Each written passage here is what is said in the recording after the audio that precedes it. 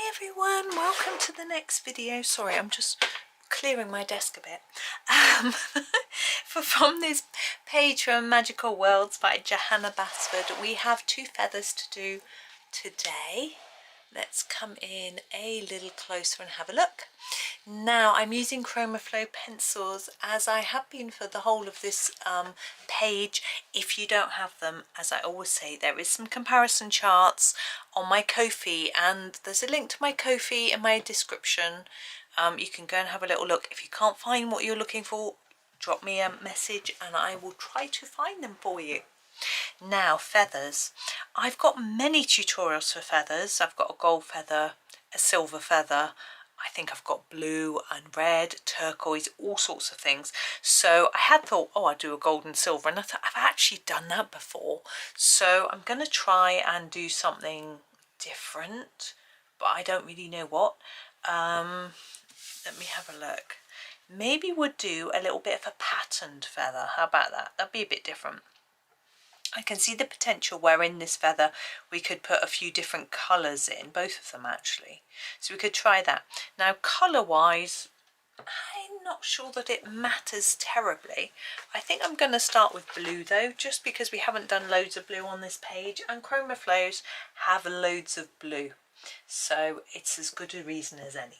So I'm going to grab a denim to start with. This is a sort of mid blue, and then I'm going to put it together with a blue yonder.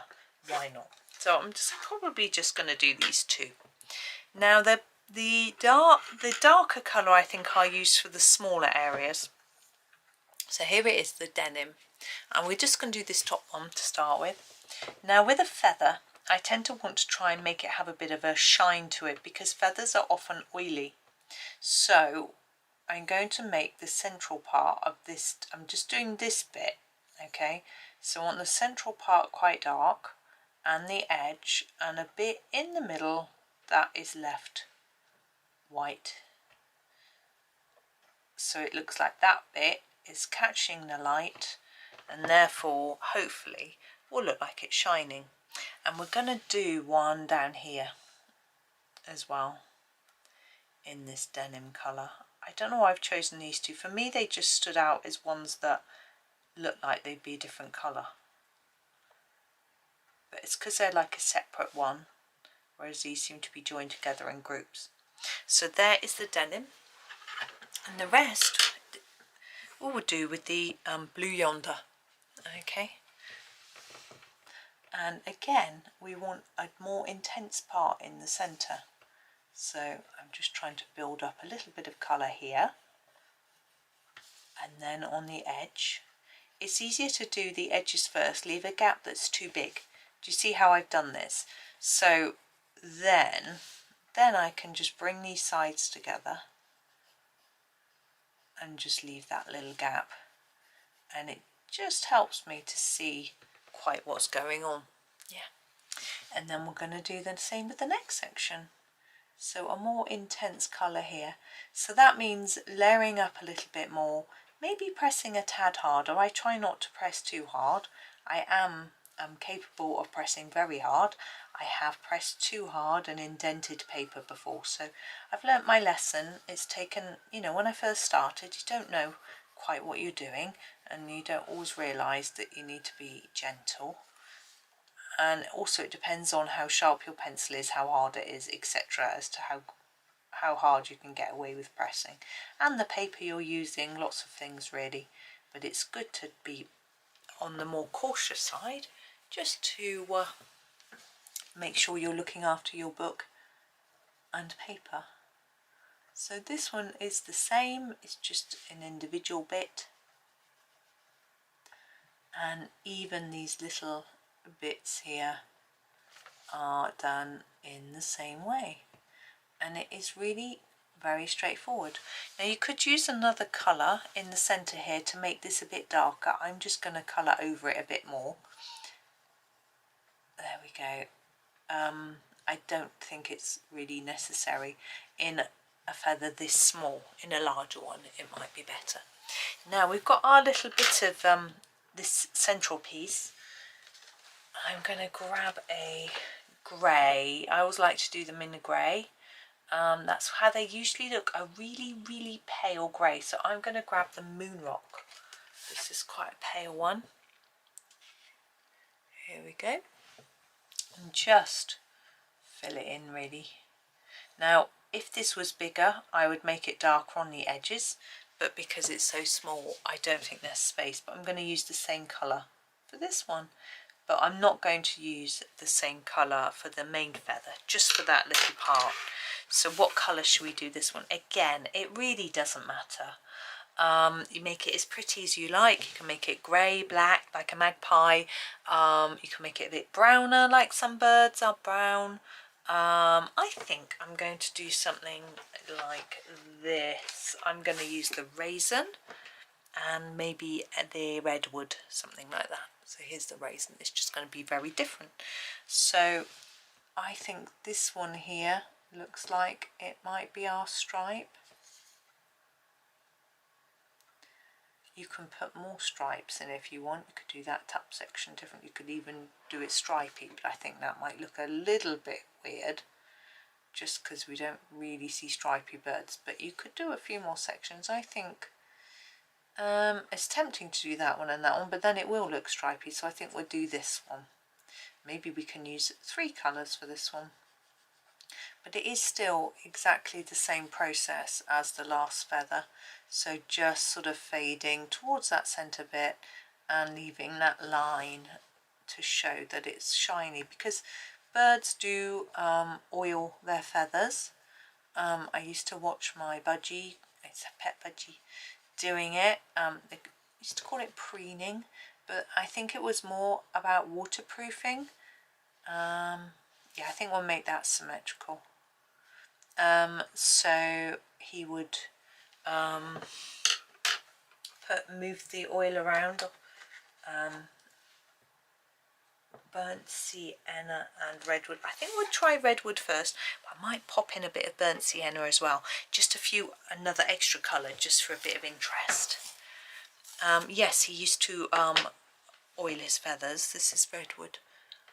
You couldn't really see the oil on them, you know, whether it appeared or disappeared, but you could see him just making that movement with his little beak. And yeah, he was a cute little thing. I remember I had him when I was 5, and we had just we hadn't long had our new car. It wasn't a new car, a second-hand car, but my dad had only just passed his driving test, and we got a car, and we drove to this place where they bred budgies and bought our budgie, and I remember we had the cage. I'm going to do that down there, and I remember holding on to it in the car as we travelled back. Of course, we had no seatbelts for us or cage. You didn't have seatbelts in backs of cars back then. And so we were just holding it as we travelled, me and my sister in the back, burnt sienna, as we travelled, and he was really flapping and frightened.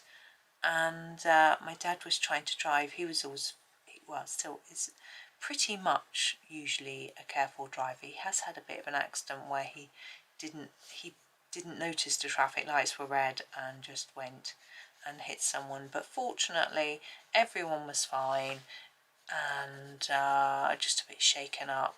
He stopped right away.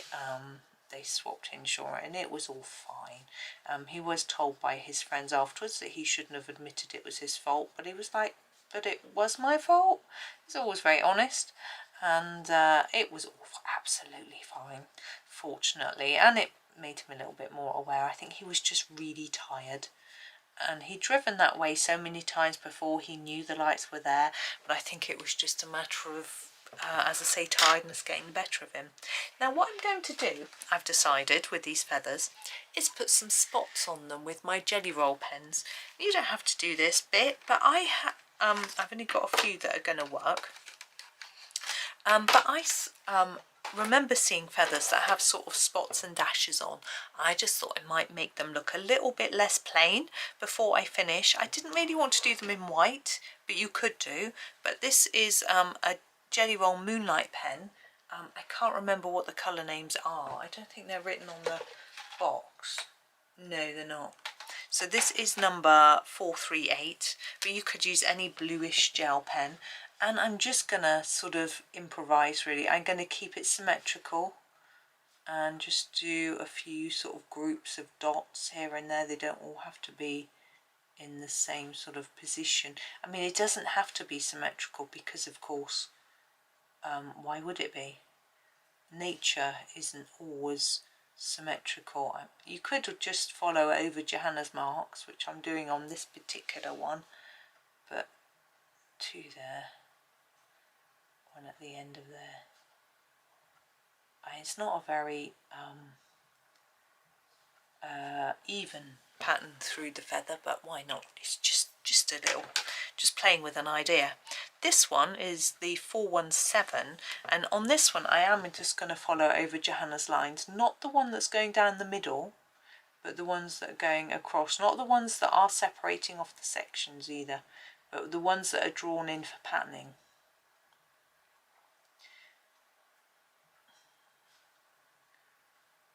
And then I will decide whether to, I think I'm going to add some more as well. Why not? Now those I think are supposed to be something to do with the feather. So I'm going to put a couple of dots on the end of there. Let's put some down at the bottom of here. Now these pens are quite a small nib. So you have to sort of work it a little bit to get a blob, but there we go. There, yeah, they're okay. But of course, if you don't have the Moonlight pens, any gel pen would do, or even a black pen, a biro. I don't know if I would want to use a biro, to be honest. Any sort of fine liner, that would be better.